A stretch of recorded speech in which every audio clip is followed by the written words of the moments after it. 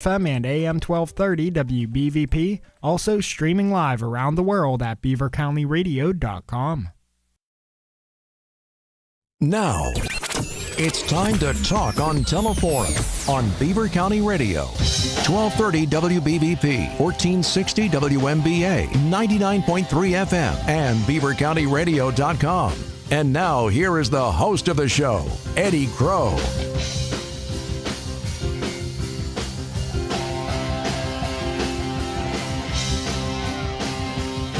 We'll start with the good news, at least for me on a personal note.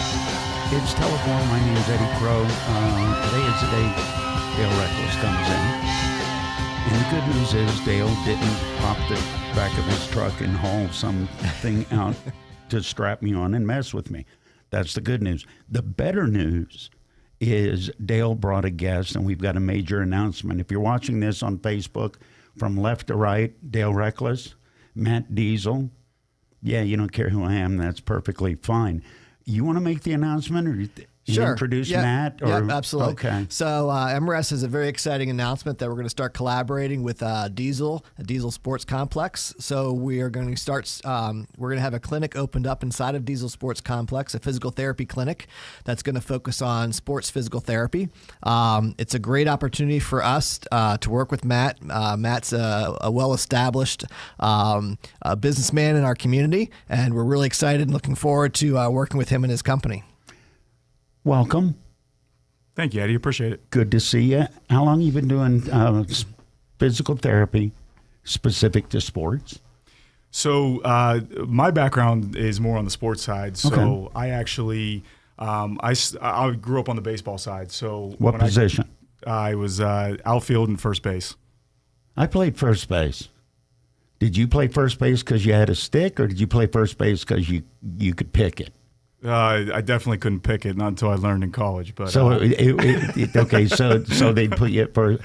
I'd say more of the stick side. All right, more of the stick side. When you were in school, were you thinking about sports physical therapy, or were you one of the people that was getting sports physical therapy because you were playing sports?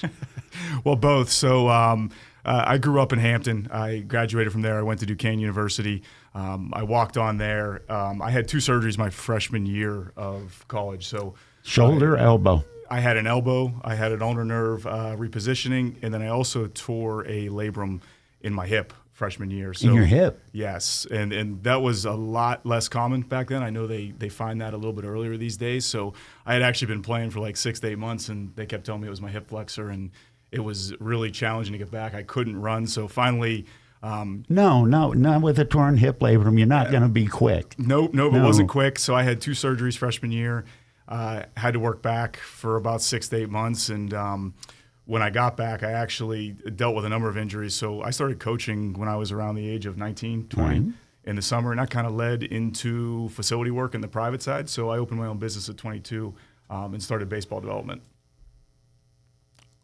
There's so much there to unpack. Dale, I want to ask you, how did you guys first get connected? I think we first connected at church through our kids going to preschool together. Okay. Which was, I don't know, 9 years ago now. It's been a while. Mm-hmm. So I've known Matt for a while, and I've known what he's done as a professional in his career, and developing Diesel Sports Complex. So Diesel Sports Complex, I'll let Matt talk a little bit more about it, but just to give you a basic, he started out at one facility and he's just relocated and built a brand new facility, which I'll let Matt talk to you about. It's this beautiful indoor-outdoor facility. But with us adding the physical therapy component to it, it's going to be really premier in allowing us to work with sports kids and sports physical therapy to return them to play, to return them to the game. Because it's really the only place that I know of that a physical therapist is going to be able to take an athlete and help them while they're actually hitting a ball, while they're actually kicking a soccer ball, while they're actually doing these high-level activities on a field like they would during their sport. So, we're used to going to physical therapy and being in a clinic where you're in a room and you have this small area.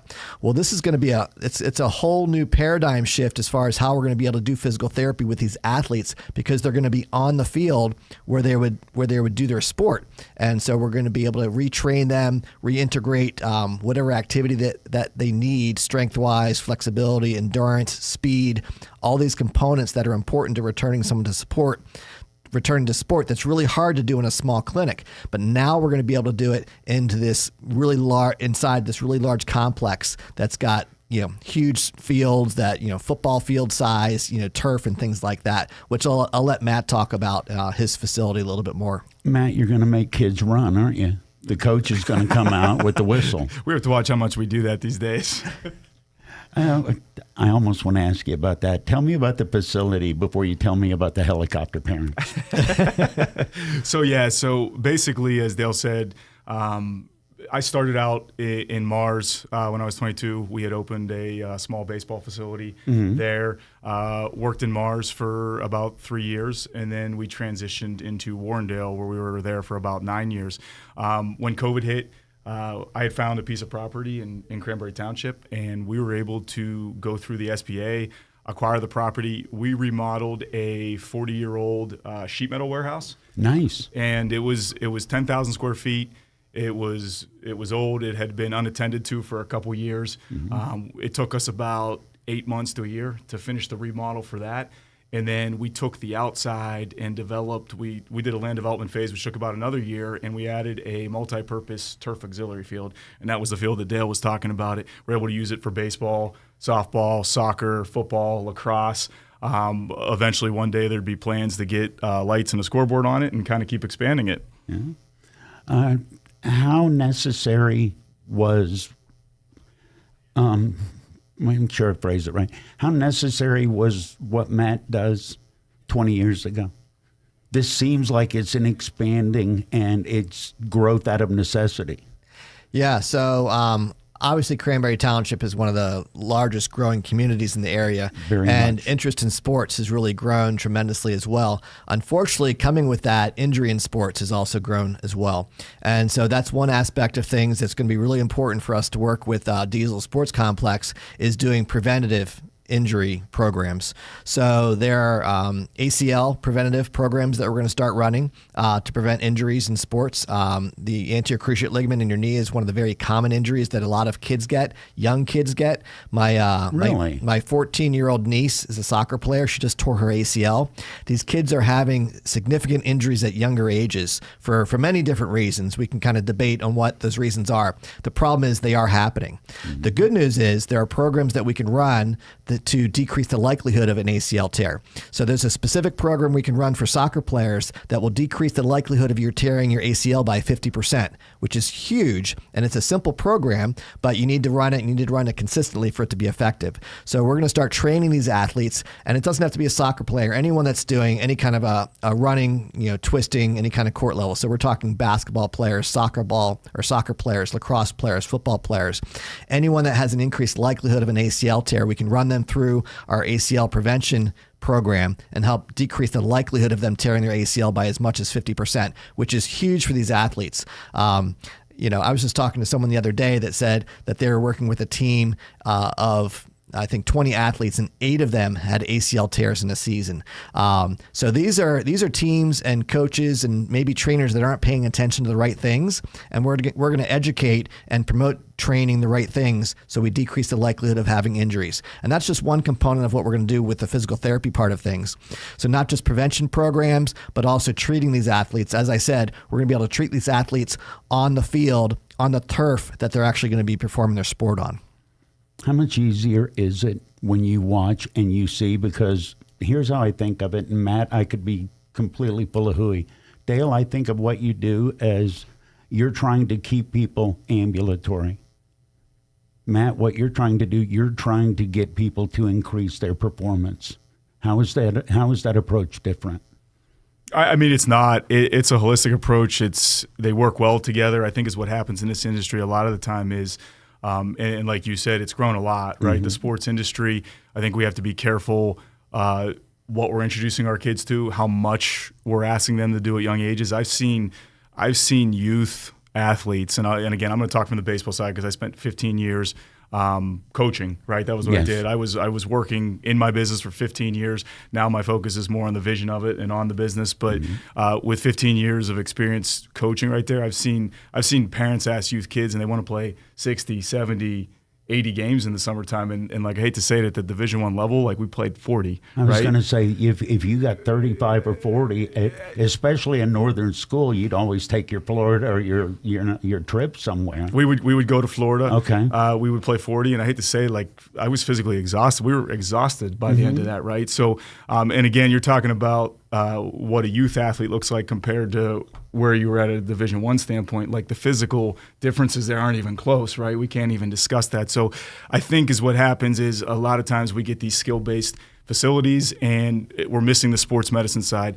We're missing the sports science side. So, what Dale does, there's some other pieces we're going to integrate in. It's great to make it a one-stop shop. And that was the whole purpose behind what I was doing. It's been a vision, it's moving. I want to make it a one-stop hub. We've added other sports, soccer, football, sports performance, weight room. We have a mental game component that we can talk about as we go, but these fit really well together, and it's going to help people come to one place for it. What's the mental game component?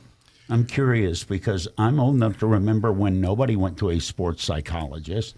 You were looked at as you can't solve your own problem. Now it's very commonplace. Yeah, this is true, and this is something I talked to Matt about on the way over. Matt's program has a mental component that I don't see anyone else doing, and I think it really makes his program stand out, and it has huge value for younger kids and older athletes as well. I love what Matt's doing with the mental component, but go ahead, Matt, tell us how you're integrating. Yeah, I'll go with my story a little bit first. I think one, it comes down to identity, and just from my experience, I walked on at a Division I school, had an opportunity, but like the ball would come off my bat 105, 108 miles per hour, but like, can you get it to happen in a game, right? Like right. That's the main key, and I think hindsight's 20/20. We all look back at that, and I look at the experience, and it literally came down to your mindset on a daily basis, right? The leadership. What's going on in your head, like our thoughts control us, right? And I'm seeing that more and more these days. I think one of the top things with the mental game component would be making sure the kids don't build their identity in the sport, because the sport's going to go one day. It does end at some point in time. How do you get a parent, because especially if you're talking about a kid that's trying to rack up 70 games in 100 days in the summer, how do you convince that kid, even though it's your identity every day with the uniform, that's not your identity? That's a tough preach, I would think. It's not easy, and quite honestly, we just starting to implement processes and systems behind it. We've done a few seminars, right? But you got to get everybody buy-in.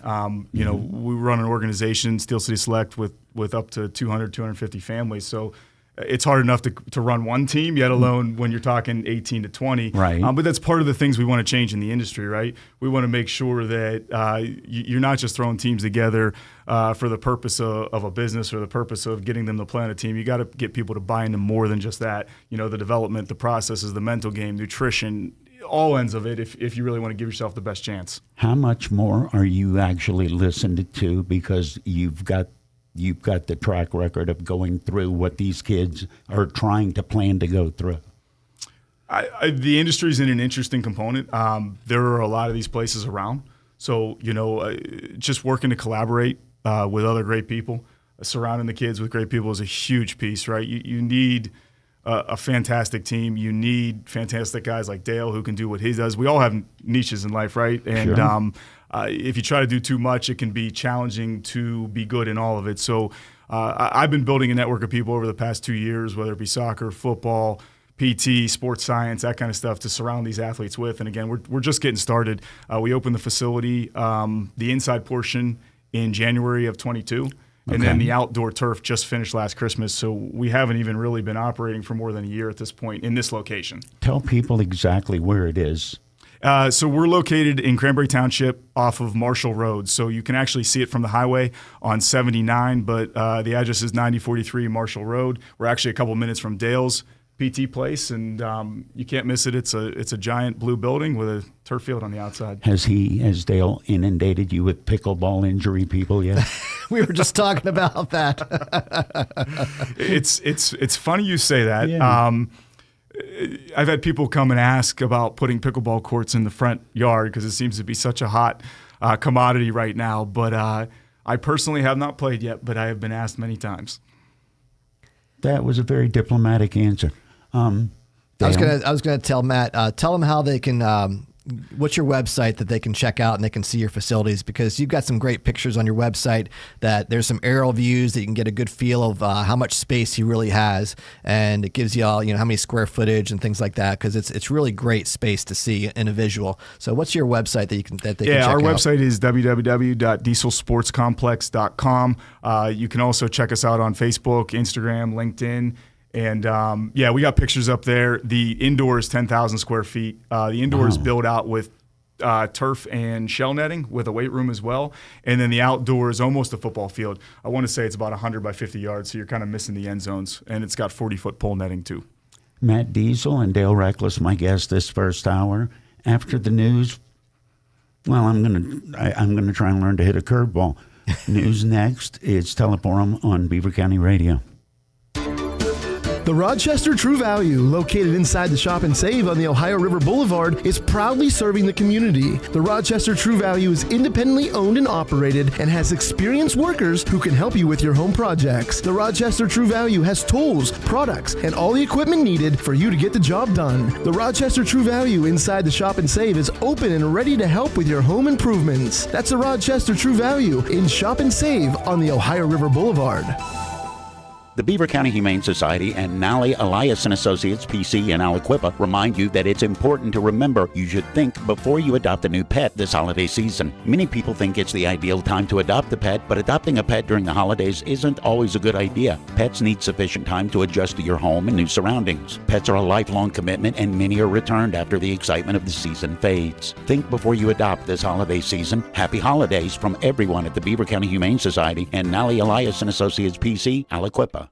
Recently, Tom Young from First Consultants, Inc. in Beaver shared a note that he received in the mail from a happy client. Just a note to thank you for helping us feel secure financially during this awful time. The market hasn't affected us at all and our assets are all secure. So at least the current economy isn't causing us to lose any sleep. Stay well, Tom. Regards, John and Sandy. This is what I mean when I talk about and say guaranteed income.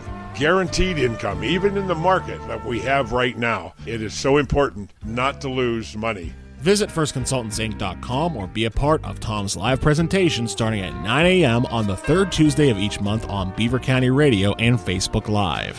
All advisory services are offered through PL Wealth, LLC. PL Wealth is a federally registered investment advisor. PL Wealth is no way affiliated with First Consultants, Inc., nor is First Consultants, Inc. a registered investment advisor.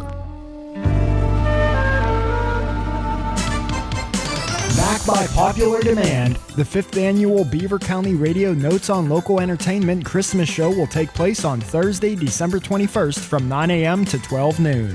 The show is being presented by Tusca Shop and Save, East Rochester Shop and Save, and True Value Hardware at the East Rochester Shop and Save. The 5th annual Notes on Local Entertainment Christmas Show will be hosted by Beaver County Radio's Eddy Crow and Mike Romai, along with entertainment editor for the Beaver County Times, Scott Tatey. There will be special musical performances by the Hoot Owls, Better Think Twice, Don Savage, the Beaver Valley Choral Society, and J.D. Merkel. There will also be an appearance from the big guy from up north at 11 o'clock. The fun gets underway right after the 9 o'clock news on Thursday, December 21st. It's our way of wishing Beaver County a very Merry Christmas. We wish you a Merry Christmas. We wish you a Merry Christmas and a Happy New Year.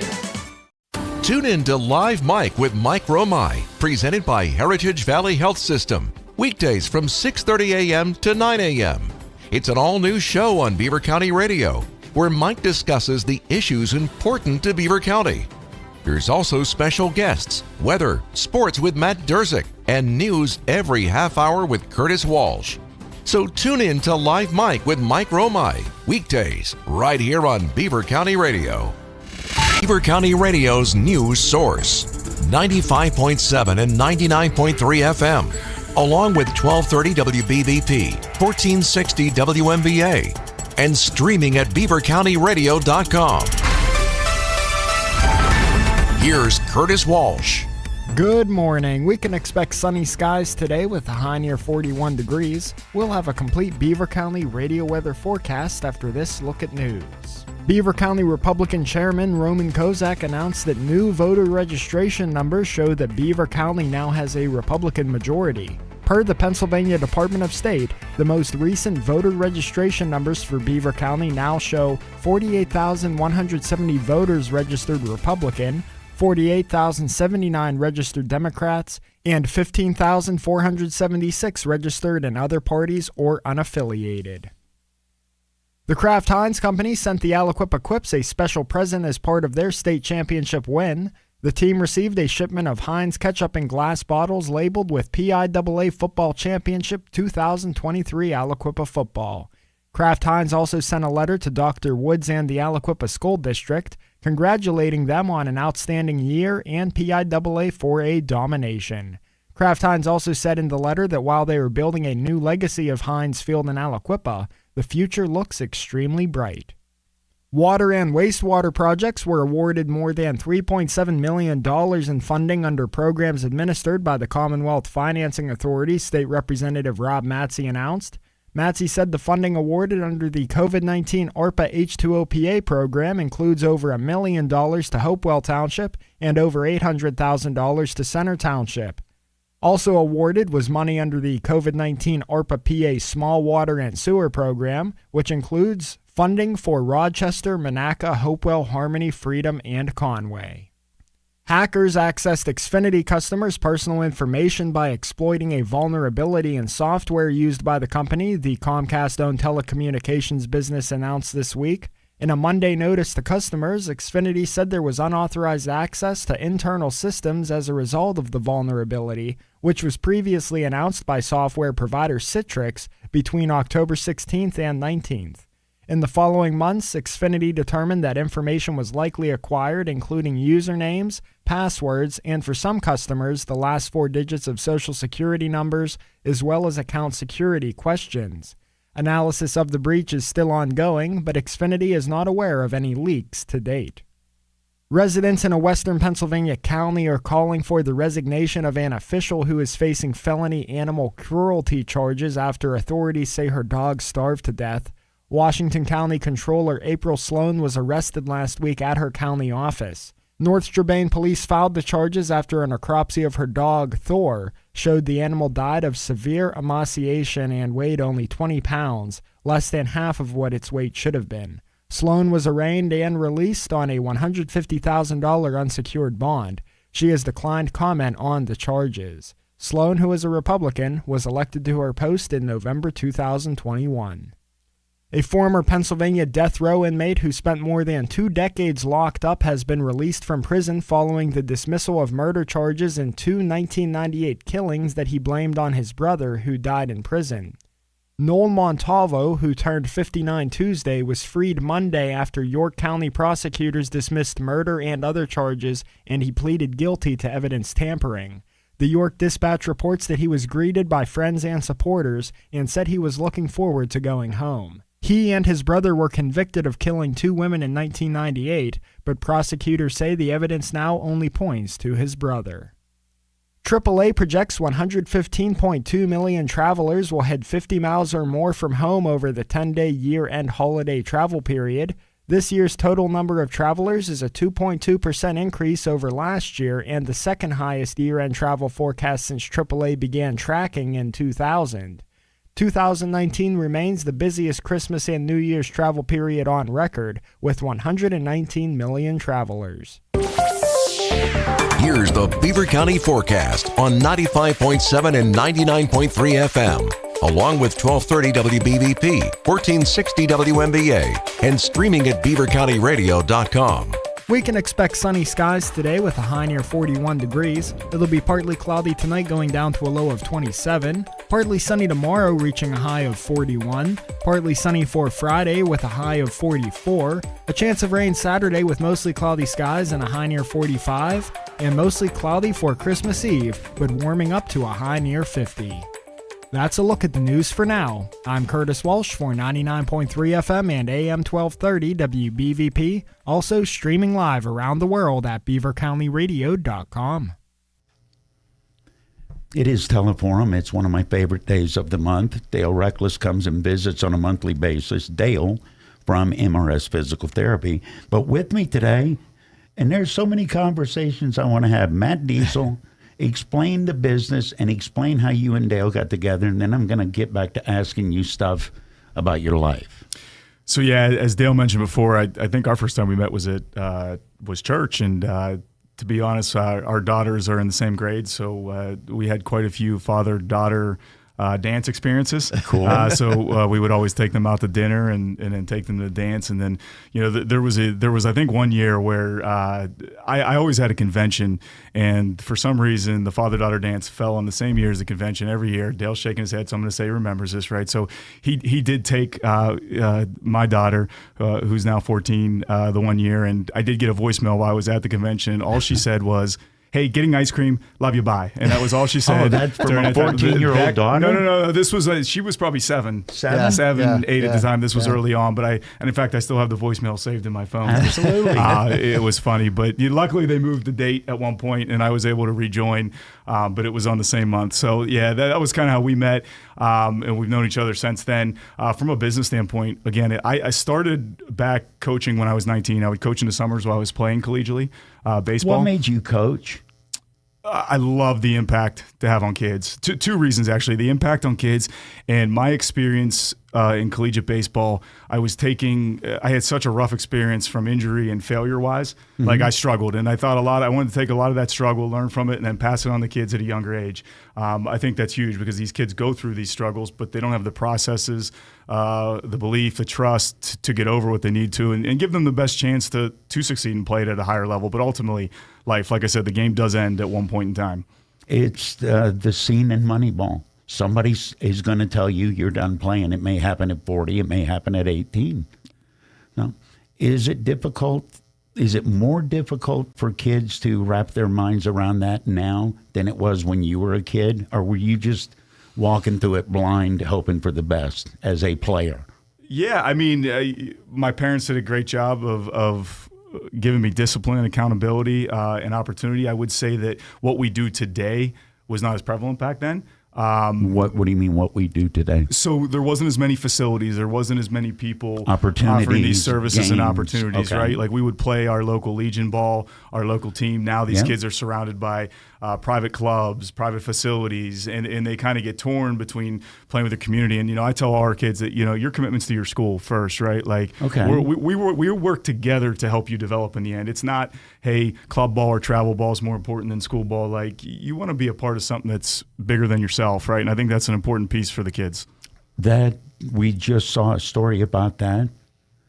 Locally, there was, and I'm not going to get into specifics, but there was a girl that wanted to do both her school sport and wanted to do her private club sport. How much do you run into that? Oh, all the time. Yeah. And, I'd say... Do people choose? What gets chosen if something gets chosen? Very interesting question. So I tell them at the youth levels that they should play for both. The club side, we're not here to take you away from your community. You're going to be living in your community forever, and you're going to play for the high school team eventually. So it's important.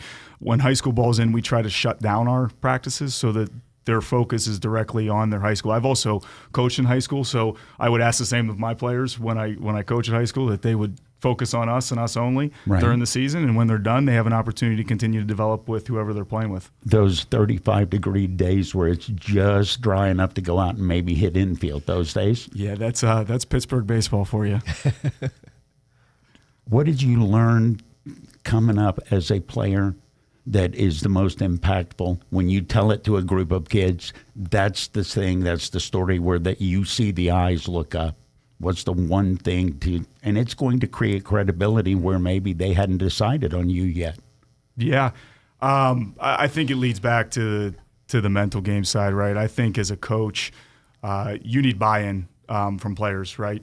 You need to show them that you love them. You need to show them that you care about them. You need to gain their trust, and ultimately they need to know that you can get them better, right? Those are key pieces that you need to develop in order to buy in, and trust is built over a long period of time. So that's not something you get in one instance, right? But when you're looking at a player, like one of my biggest things is commitment, right? We live in a world today with distractions, and everyone likes to say yes to things, but that's not necessarily commitment, right? Commitment is saying yes to something when the mood you set it in is long gone. And I think we've lost a little bit of that today in society, and with all the distractions with phones. The phones aren't going anywhere, but we need to learn to adapt and work with the kids to help them stay focused and have discipline with them.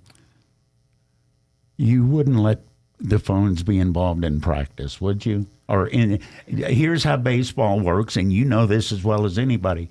You get to the field, you drop your little duffel bag, right? How often have you caught a kid going through the duffel bag to check his text? Be honest. So, in my experience with high school, we would shut our phones off during practice, right? They could have them on. I know that parents use them as a tool to connect with their kids if there's any emergencies. I will say when I was head coach at Shenango a couple years ago, we took a Florida trip, and I did something pretty crazy. I took all the phones. I told all the parents I was taking all the phones for the entire 5 days in Florida. I put them in a bag in my phone. So we went around Florida for 5-6 straight days, and not one kid had a cell phone. But the bonding time at practices and dinners and lunches, I mean, it was amazing to see, right? It was to interact. You have to, right? You can't do it on the phone. And I told the parents that me and the assistant would have our cell phones on them in case there was an emergency, but I gave them 10 minutes every night to connect, and then they went back in the bag in my room. How many parents said, hang on, wait a minute, be honest, because I'll play the parent. Well, how am I supposed to get a hold of my kid? I actually, surprisingly, I did not have any in that group. They're great group of parents. Shout out to them still, too. I had a great experience there for a year and a half before I went to North Catholic, and I still talk to some of those players to this day. I'd say I'm too old. Dale, when you were in high school, were there cell phones that you... Forgive me for being Do you not know how old I am? I have no idea. No. I have no idea. I'm picturing my assistant baseball coach, who was a jag-off, me having a phone in my hand while he's trying to hit BP, and it's not a good vision. No, I grew up with Atari being our game Did station. You? So yeah, Space Invaders. That gives you a little bit of age. Yeah. So no cell phones in the duffel bags under the bench. No, but those Atari years, they were great. Dale Reckless is my guest of MRS Physical Therapy. Matt Diesel is also my guest, and we're talking about sports performance. How much more difficult would you say it is to mental side to get kids' attention? Is it just technology, or is it technology and, forgive me for saying it, kids that maybe don't think they need to pay as much attention because dad told them or mom told them, they're dumb? Yeah, I think at a young age we need passion, right, out of the sport. We need you to love the game. We need you to learn how to compete.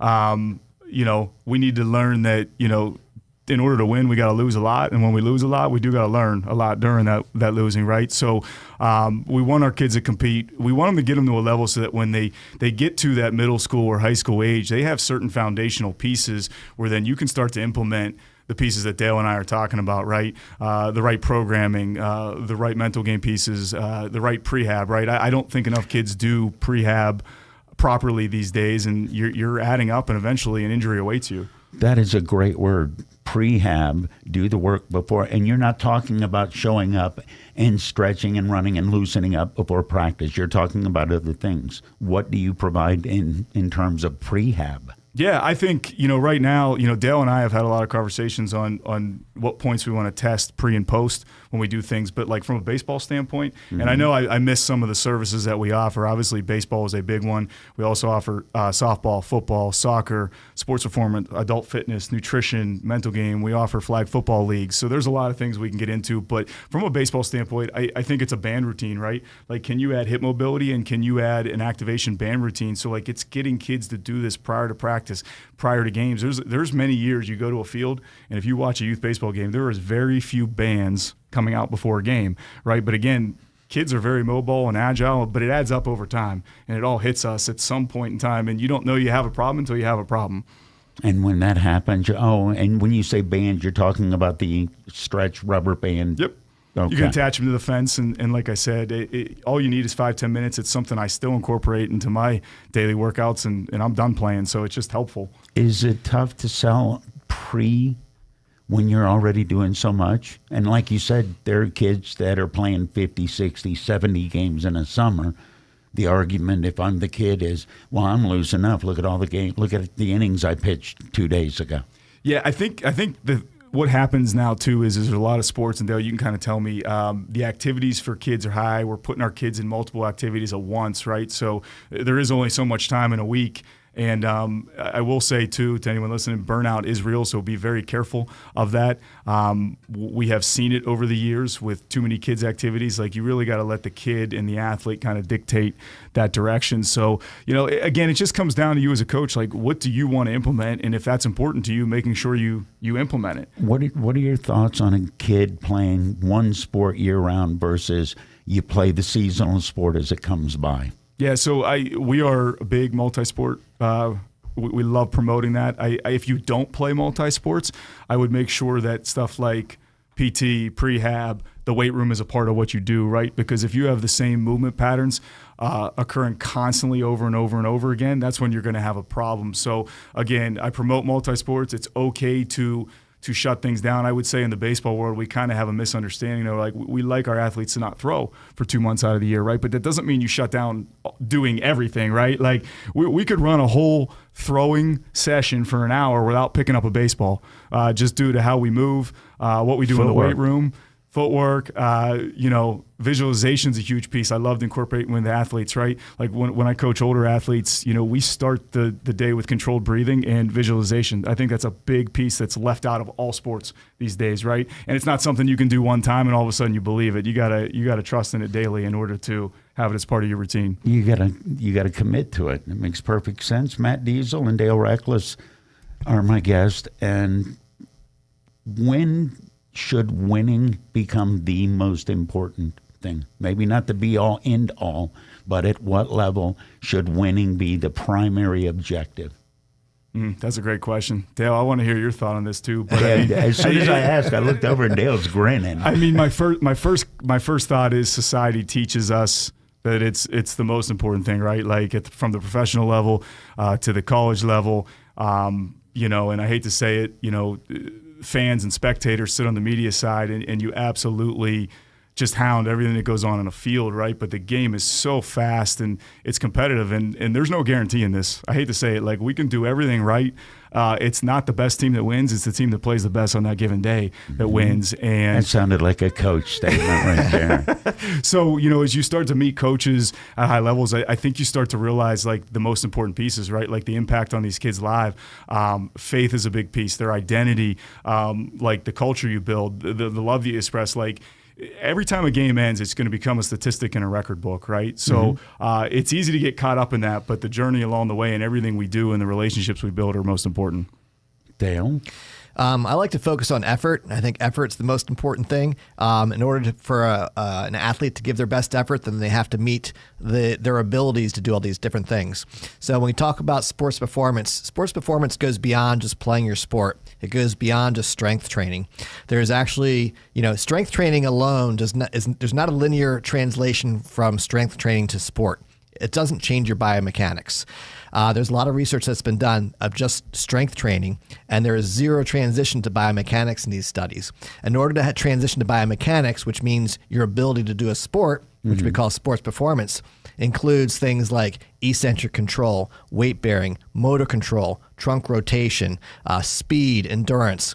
There's actually 8 components of being able to, 8 components that contribute to you being able to do a sport well that get skipped too often when all we do is focus on strength training. Because strength training does not have a linear relationship to your sport and your biomechanics. Something we haven't really touched on is there's another component, there's another gentleman that we're working with that I'm hoping to get in next month that's going to work on EMG, surface EMG, and video analysis of these athletes. What's EMG? So EMG will measure It's how much muscle how strong your muscle contraction is. So it allows us to do video analysis and actually give us a picture of an athlete doing whatever sport it is. So if you're a basketball player, we can assess how your jump is. We can assess where there's danger zones of likelihood of injury are. We can assess how your muscles are contracting, whether you're contracting the right muscles strong enough or the wrong muscles in the wrong way. And it can go to any sport. He's already done a lot with baseball athletes at very high elite level athletes, high level high school and college athletes. And we're looking at adding basketball and soccer and all these other sports to doing this video analysis as well. So what Matt has put together with Diesel Sports Complex is really going to be an all-encompassing opportunity for anyone at any level. So whether you're an elite athlete that you might be a D1 level athlete, you might be a D2 or D3 level athlete, you might just be someone that loves your sport in high school, but you don't want to get injured, right? So we're going to be able to look at all these types of athletes, give them the opportunity at Diesel Sports Complex within the facility, because he's going to offer everything there. With the sports PT side of things that we're going to be doing, we can retrain you in whatever sport it is, whether it's your disc golf, shoulder injuries, your pickleball injuries, to any sport that's out there, we're going to be able to accommodate to. So this is a super exciting opportunity. I've literally lost sleep because I've been so hyped about this opportunity, and just my mind's just kind of rolling as far as all these different things that we're going to start planning together. We had our first meeting together this morning with the three of us just to start brainstorming ideas, make sure we're under the same vision as far as what we want to achieve together, and move forward, because this is going to be a great opportunity. It's in Cranberry Township, but it's not far for Beaver County. It's not far for Allegheny County athletes to come out. I take my daughter to Beaver County 3 or 4 times a week for basketball and volleyball. So it's easy to go back and forth between the two counties. So if you know the back way, like Big Sewickley Creek from Ambridge to get to where you are, I ride my bike there all the time. It's very easy to get to. Yeah, so Matt's complex is really centralized to a lot of these athletes that they'll be able to get to real easy. Is baseball the most fine motor skill sport? I'm asking a baseball player. It's a setup. Yeah, that is a setup. Obviously, I believe it's very challenging due to hand-eye coordination. The time, the time that you have to make a decision is like 0.4 tenths of a second, right, at the high level, and it's probably getting even faster because guys are throwing harder and things are speeding up. So, and similar to what he said, there's so many avenues to strength training because, again, like, strength doesn't correlate to everything, right? Like, we need to be able to move fast. We need to be able to create force. There's a lot of pieces that go into this, and that's part of this relationship and what we're trying to build. I'd also like to note, we went back to that winning comment that you said, and Dale mentioned effort. I have a little saying that I love, and it's control what you can control and spend little time, little effort, little energy on the things you cannot. And that relates to all of us as people, and it relates to athletes, right? We spend a lot of time on things we have no control over, and winning is an outcome, right? So, I hate to say it, like, that's not our focus, right? Our focus is on our daily processes, our habits, our routines, and eventually it puts you in the best position to succeed. And if you follow high-level guys like in the sport and you really dig into what they did, I think you'll find that. How important is it to understand the us culture that sports can provide, especially later on in life, that it's not just you, it's us that has a better chance of succeeding? Yeah, I'll tell you what, in one of our athlete leaderships groups, the kids asked me and a couple other coaches, what makes the ultimate team, right? And we have a variety of coaches in this group, and ultimately it came down to love and selflessness, right? So love and selflessness builds the ultimate team. We over me. You have to put other people first. And again, it's about being part of something bigger than yourself. So I think it's a great platform. I think parents, you need to let that platform teach your kid it's okay. Frustrations and failures are part of it, and it's going to be part of it more than you'll ever believe. And the higher up you go, it gets even challenging. Are parents a bigger pain in the tuchus more now than they were 10 years ago? Or did you develop a thicker skin or develop a better skill set in dealing with the changing cultural times? Times have changed, right? And ultimately, I think you gotta wear both hats. Just see it from their side too. Like, their kids are their biggest prized possessions. Like they want the best for them, right? Sure. So ultimately, from our standpoint, you have to develop a fine line, right? When I coach in high school, we'd have one meeting at the beginning of the year, and I hate to say it, after that, there was no more communication, right? Like if you called me, I said I would not call you back, and I held true to that, right? But Unless that's it was fair. an emergency. You gave It's them fair. a heads up. The communication comes with the player and the coaches, right? Right. Now on the private side, like I said, parents are paying, but there's still a fine line, right? So I think you still have to develop that relationship. There's got to be mutual respect to both sides, but ultimately you want what's best for the kid, and I think that's what both sides need to understand. Matt Diesel and Dale Reckless have been my guests. Dale, did I forget to ask either one of you anything? Matt, I told you when Dale comes in, Dale runs it. Should I have brought something up? Because I've had a wonderful conversation. Let's just tell the with listeners Matt. how they can reach both of us. Okay. So right now, you can call MRS Physical Therapy or Cranberry Physical Therapy at 724-728-7550. And you can check out our website at mrsphysicaltherapy.com, and we will be building some new opportunities with our website as we start to continue to dive into our collaboration with Diesel Sports Complex. And Matt, you can give me your information as well. Yeah, I'll give the website again. I'm going to be a little old school. I do not have a phone connected to the facility right now, so it's been all cell phone. That could be It's those damn parents calling you. That could be dangerous putting that out there. So check out our website, www.dieselsportscomplex.com. You can also shoot me an email at matt@dieselsportscomplex.com. Like I said, those are our best contact ways, and we'll keep it that way. It is. Let's say that was the meeting at the beginning of the season. Here's how it works. Nobody's surprised. Thank you. It's Teleforum. It's Beaver County Radio. This is Kelly with Patriot Home Care. We would like to wish you and your family a very Merry Christmas and a Happy New Year.